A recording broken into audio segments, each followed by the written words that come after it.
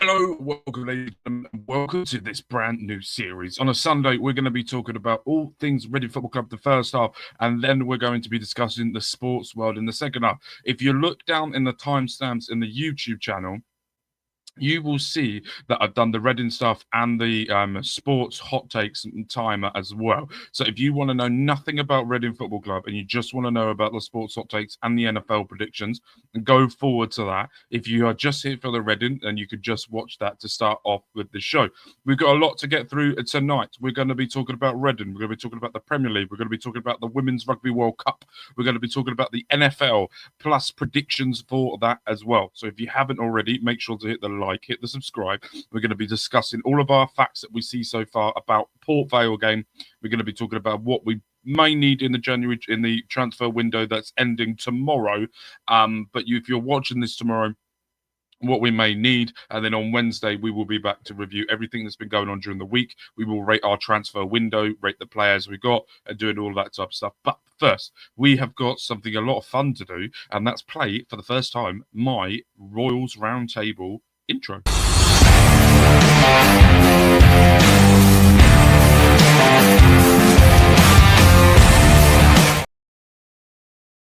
That is right. That is the Royals Roundtable. We are back. We are back with a bang, and we are going to be talking about the hottest topics in the internet so far. But first, what we're going to be doing is looking at this. This was the results yesterday. And as you can see, us winning was absolutely phenomenal. We got our first win of the season after drawing 2 already and losing 3. We scored 5 goals this season, conceded 9 with a -4 goal difference on 5 points. We currently sit 17th in the league, a little bit further away than Peterborough, who haven't even won a game, nor have Port Vale, and nor have Wycombe Wanderers. Plymouth, who lost as well recently, as well against Cardiff, who sit top of the league. We haven't lost a game so far this season, winning 5, drawing 1, getting 11 goals and only conceded 1 goal with the +5 goal difference. You have to look as well with Cardiff beating Plymouth 4-0. And then if you look at the currently as well with the second place will be Stevenage and Bradford, two of the teams that have had absolutely incredible starts of the season, alongside Barrow as well, who have done, is that Barrow? Let's go with it. Who have done an absolutely incredible start to the season. I want to say there's Blackpool. They're always, they're down there. In 20th. But if we look at yesterday and talk about yesterday's result with that, and we've leapt up, getting 48% possession, less shots than them, more shots on target, less shots off target, less passes than them, 1 clear-cut chance, 2 corners compared to their 6, plus much more of the other stats as well, which I'm going to find and read out. If we look at the overall performance, I think Ben Elliott had his worst performance in a Reading shirt.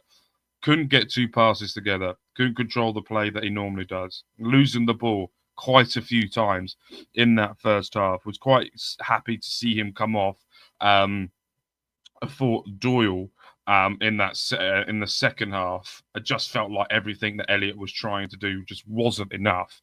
I think if you look at the striker, Mahoney again didn't have his great performance. Unlike what he did against Wycombe, where he was throwing himself about, it just seemed a bit careless in what he was trying to do, which is a little bit of annoyance because I feel like there is a bloody good player in there, but he is just not helping himself. But if we look at the statistics as well, according to ESPN, going into this, we had we each had 11 fouls each, 2 yellow cards apiece, 6 corner kicks. Their keeper made 5 saves compared to our 3, and it's just been one of those situations. And now we lost to them the last time we played them, which was the 12th of August 2023, and we lost them 1-0. From that, it's interesting to think about as well, because I do think that this is a very good side and this is a very good team. And coming Wednesday, what we are going to do is we are going to build up to the match that's coming for you once I get the matches that come up on my phone, because I don't even know. We got Swindon Tuesday night away from home in the cup, so we will be reviewing that and we will do a little preview to that as well. But not only that, on Wednesday we're going to be talking about that, and we're going to be building up to Barnsley away Oh no, that's not even. That's still the 13th. So our last game that we got, we're going to be reviewing Swindon, and then we're going to go from there. And then we're also going to do a transfer window overview of the players who have come out and what we think of that. But as I was talking to, because me and my daughter go to the games together, and we were talking about this in the car, and we said that overall we would given the performance probably about 6 out of 10. I think she said a 5, I said a 6, so it was about a 5.5 out of 10. And I feel like that's probably about right. I feel that the second half performance was okay. It got to where we needed to get to. It wasn't an amazing performance, but it also wasn't shit. We defended with our lives. That Williams in the back has been absolutely unreal, with Burns as well. Burns making a couple of mistakes, but he's young. I'm fine with that. I like Burns. I think he's going to be an absolutely incredible player for us in the future. So with him, I'm very, very excited and very happy about him. I think Jacob does really well down the left-hand side, getting forward. I think Ahmed had an absolutely incredible performance as well down the right side. We were talking to this about with the guy who's been on my Mark Talks Men's Health channel, Adam Jones, who also works with Star. And we had a discussion, and basically I said that I think Ahmed's like the modern day Aaron Wan-Bissaka. Long-legged, goes down the right-hand side very well, defends, loves a good tackle with that, but he's still very raw in what he does. Lewis Wing not having his best game or anything. He was quite moany in yesterday's game as well, moaning at Daniel Kay quite a lot when he was just running at defenders. And there wasn't a pass on for the counter-attack that hit the side netting.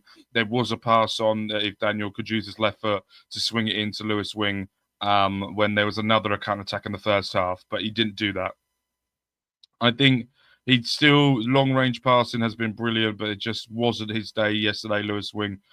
From that, Savage not having an absolutely incredible performance, but done really well to help control that left-hand side along with Danny Kay as well. I thought did really well, closing down, pressing, did great. Ben Elliott, as I said, had a poor performance. And I did think that was his best one, probably the worst player on the pitch that day. And I would say Paddy Lane with an absolutely ridiculous finish with his left foot. Danny Kay knew exactly what he was doing with that pass. And he knew exactly where that was going. So you could tell that he was meant to do that. Let's go with that. But it was one of those that we look forward to seeing what happens next. So you have Mark Mahoney up front, who wasn't great, wasn't amazing, wasn't great, but was okay. Marriott coming on for his debut as well, and I think I saw somewhere yesterday that with Marriott coming on and playing with his debut, he's now the 50,000th or the 1,500th player to play for Reading. Can't remember which one it was. I need to find the tweet that said that, but for that to have that sort of debut and to come on, and he really did change, because if you watch it, what you found is that when he was getting his back into the defenders, he very much was getting his ass into defenders, and I thought that was, if you different ways of approach. I thought of the way it was done, and you could just tell there's a lot more experience in Marriott. But Williams was fucking superb, along with Joel Pereira as well, who my daughter's absolute favourite is Joel Pereira. So yes, that is my. And then you had a couple of substitute appearances. Doyle did really well coming on as well. Fraser did well as well. Dorset doing an absolutely incredible block right in the Gingangulis, where he stopped that from happening, was brilliant. And you cannot complain or go against that. And I just thought it was an absolutely brilliant performance. We cannot moan about that. We got our first 3 points of the season. We're going to be moving on to the next part, and that is when we come back on Wednesday. As I said, when we come back on Wednesday, we will be discussing all things transfer window. We're going to talk about it, what we feel of it, and we will review the Swindon game as well. So make sure, if you haven't already, hit the like, hit the subscribe, and we will be back. But for you, coming up for you next is all about the sports hot takes, and we are going to be discussing a lot of sports from around the world, and we will get into that right now.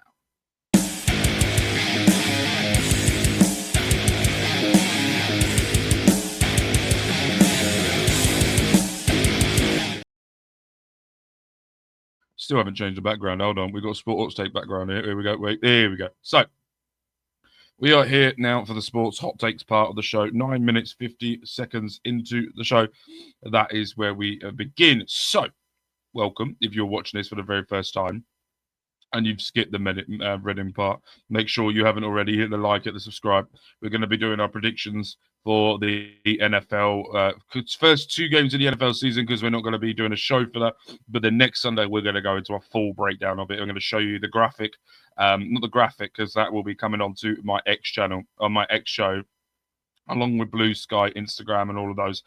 You can participate through that. But I'm going to show you the spreadsheet that we're going to be using this season for it. So if you haven't already, make sure you stick around for that. And if you're watching this now, make sure you come around tonight. We're going to be doing a live review of Clash in Paris, and it will be live everywhere: Facebook, X, YouTube, Instagram. Can't think of any other places I said it was going to be, but they're the main ones that are going to be. So make sure you go and follow all of those places as well, and you will get a notification down below for when we go live on Mark Talks Wrestling.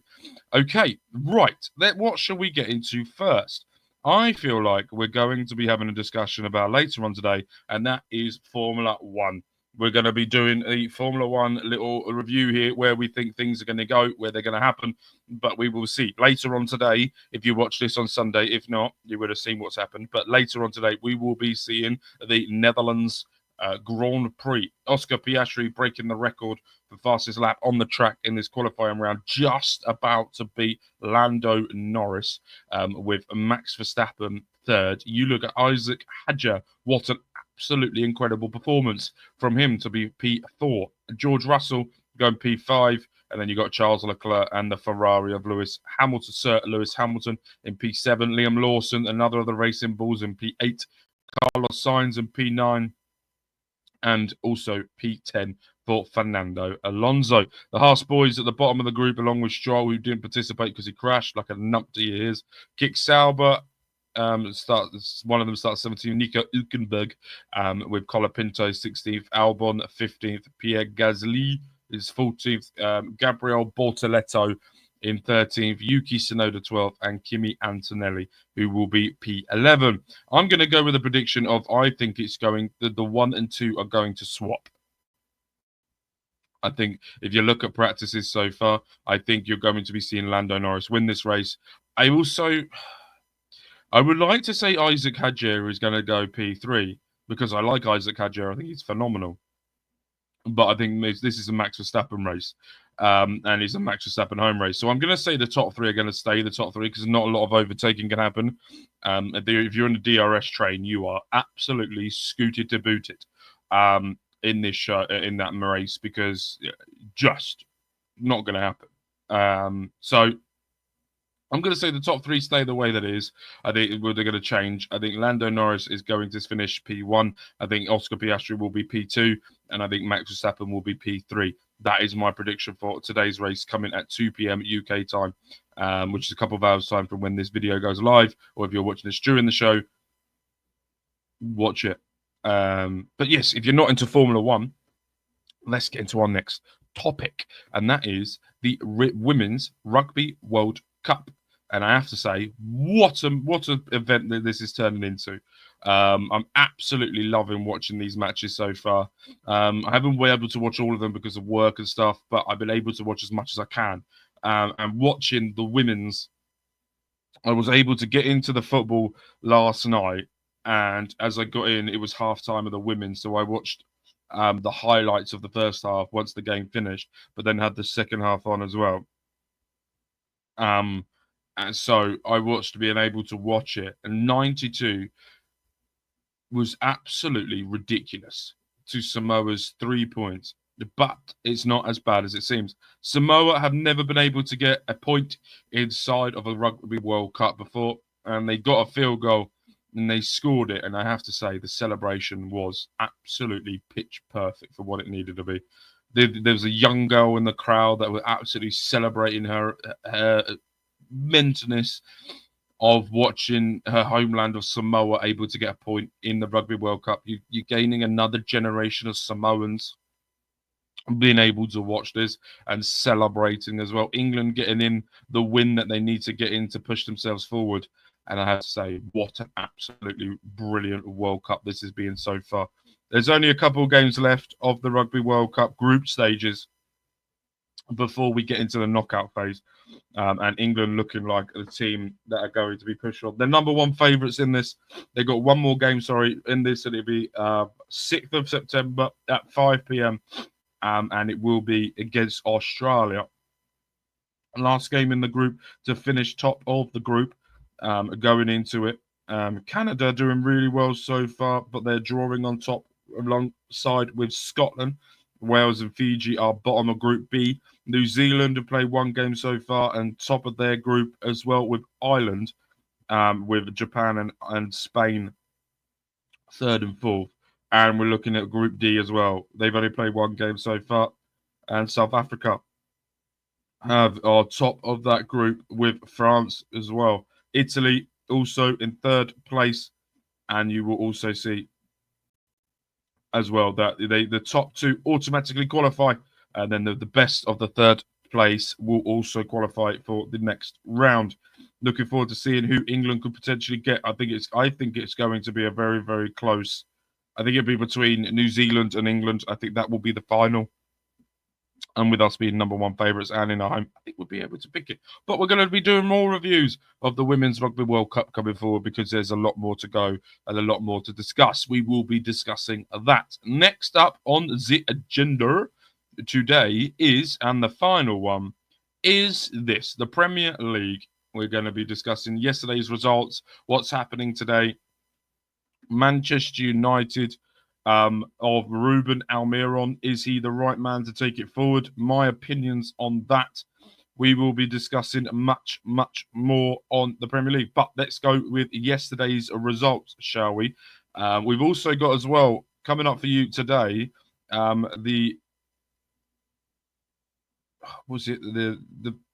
Celtic versus Rangers is coming up for you today as well. We will be discussing that as well, as I've just remembered that game is on and I'm trying to hide from it to not watch it because of, you probably can understand why. But let's go through each of the games. There was a lot of controversy in yesterday's FUT Premier League action. So let's discuss that and go through it. Chelsea picking up a controversial victory against Fulham.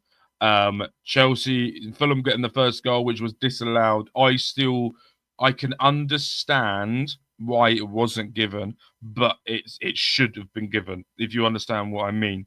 It wasn't a foul, but where is he going to put his foot? But his foot did stamp on Chalobah. I know he's got nowhere else to put it. Maybe do another plie, but that's what it was. Manchester United picking up a victory against Stoke City. 3-2 that result there, and a much needed win for us. Own goal to kick things off, and then Burnley scored with Lyle Foster. Brian and Bermu then got the goal, and then Jaden Anthony getting the goal in the 66th minute with Bruno Fernandes getting a penalty in the 97th minute to pick up the victory with Ruben Almiron's side winning. I think, and I've looked at Manchester United, the goalkeeper is the massive problem. There are talks that already happened today that if they can't get the guy from Club Brugge, they're looking at Martinez from Aston Villa. So that could, if they bolster the defence, I think they're fine. But if you look at Manchester United's team yesterday, started with a back three of Lenny Euro, De Ligt and Luke Shaw, with the wing backs of Amad Diallo and Diego Dalot, then with the defensive midfielders of Casemiro, Bruno Fernandes, and the front three of Breno, Cunha and Mount. That team there is a top 6 side, top 7 side, that play. There's too many individuals on this, and this is why I think Manchester United made a mistake of not selling Bruno Fernandes. I think selling Bruno Fernandes should have been top of the priority for Manchester United, because not only would you have gone and gained a significant amount of money, and you're going to get rid of Anthony, you're going to get rid of Jadon Sancho, Rashford, all of the players, Garnacho, who's now fully signed for Chelsea. And also as well, next Sunday, we're going to be doing an overview of the transfers for each club. We're going to go through them. We're going to give a rating, like a grade rating. We're going to be doing that for each club as well. But if you look at that and you look at the bench as well, of Manchester United: Maguire, Dogu, Mazzari, Haven, Manu, Ugarte. Manu, who put in a loan request and wanted to go out and start playing football. I think he should be playing ahead of Bruno Fernandes, in my opinion. I think Bruno should be either further forward, where you've got Mbeumo, Mount, and Cunha instead of Fernandes, because I just don't think the system suits Bruno, and there's too open in the defensive midfield position for them to go forward. I think the tactics-wise, Almiron is right. He has got the tactic to do it. He's won it. He's done it before. He can do it. The issue is the individual players not performing to it. I think Cunha and Mbeumo are pivotal to this formation, and I think you've got Sesko on the bench as well, who come on for Cunha. I know he come on for Casemiro because Cunha went off injured from Joshua Zirkzee, who come on. But Sesko coming on. Also, weirdly, you paid 80 million for a striker, and he was the 10th penalty taker against Grimsby. Very, very weird. I wasn't really understanding of that.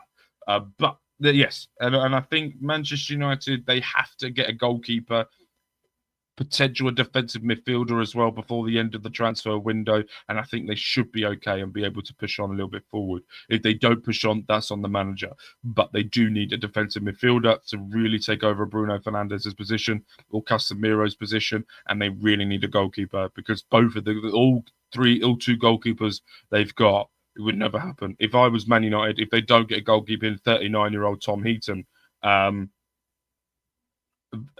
just mental. So that is going to be that. Let's get into the rest of the Premier League action. Sunderland winning in the 96th minute from Wilson Isidore, getting the goal. Absolutely incredible week for him. His birthday was earlier this week, and also the birth of his daughter happened as well. Brentford, another team in trouble. 2 penalties given away. They missed the first one. And Sunderland score those.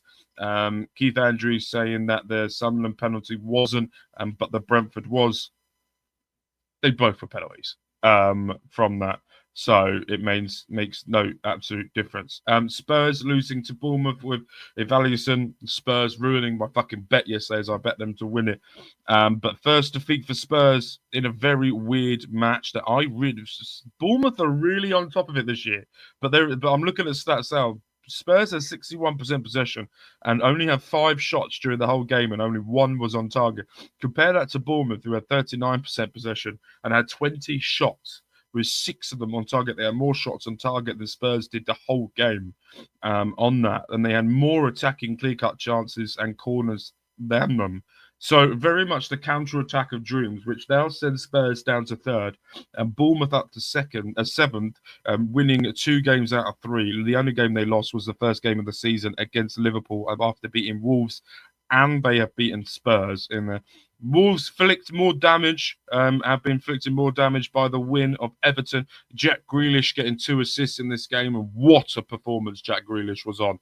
A headed assist and a pass assist. Kieran Dewsbury all getting an assist and a goal as well. I think Everton are going to sneaky European competition this year. I think under the stewardship of David Moyes, I think West Ham know that you don't want to get rid of David Moyes, because what a performance he's done, and look at the way West Ham are going as well from that. And Leeds United drawing a 0-0 draw against Newcastle. And I can tell you this, if Isak was not fucking around like he's doing, and if Newcastle had a proper striker, they would have won this game. Unfortunately, they didn't. Leeds had a couple of attacks who looked like a little bit dangerous, but Newcastle could have dead and buried this game if they had a proper striker in that team there. Along with Alexander Isak, a lot of reports saying he may stay, he may go.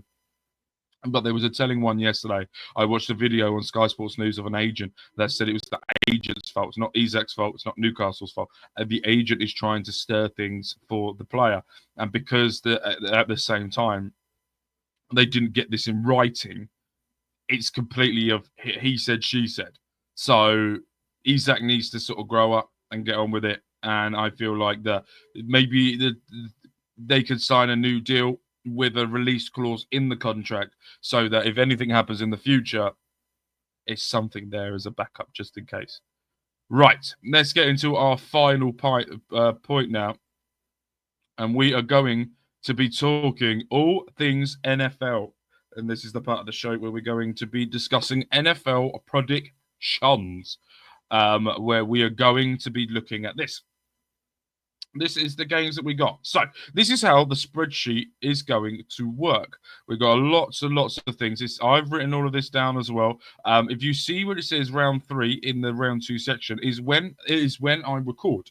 So this is when I can be able to do all of the predictions and we can look at all of them before the next time we're sitting down with you to see how many wins. We're not going to be doing an overall view of how many wins I get. We may do that, but the main thing we're going to do is how many wins we get that week to see how well we do and if we could get more of the major wins than not. So of the first weekend of the season, we know Sky Sports is going to be the home of the NFL this season, along with Channel 5, who are going to be doing a sports channel broadcast show type thing. And I'm looking forward to watching both to see how things go. But we're going to be kicking things off with the Dallas Cowboys will be going up against the Philadelphia Eagles in the opening game. I don't even need to announce who I'm going to go for, but we can all guess exactly what I'm going to go with. The Eagles are going to come out with the victory here against the Dallas Cowboys. You do not trade Micah Parsons and think you can get away with it.